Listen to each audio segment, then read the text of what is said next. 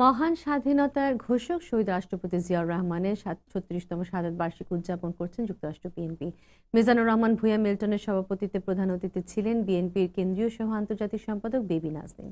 মঙ্গলবার মেজবান রেস্টুরেন্টে জিয়াউর রহমানের কর্মময় জীবন নিয়ে আলোচনা ও বিশেষ দোয়া করা হয়।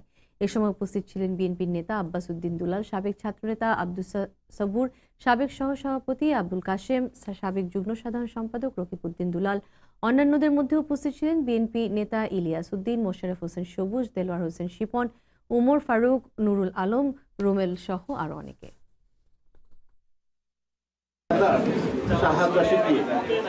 আপনারা শরীক হয়েছেন, ওনার জন্য আপনারা وتب علينا إنك أنت التواب الرحيم।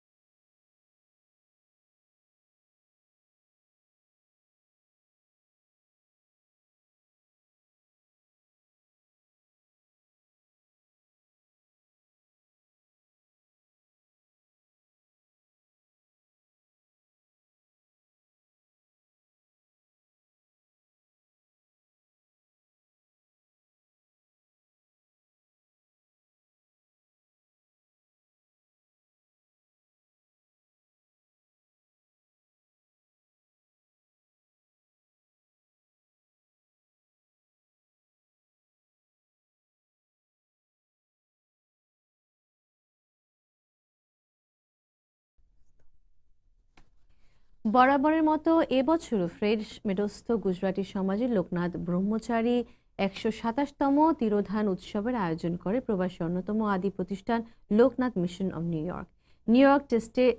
স্টেটের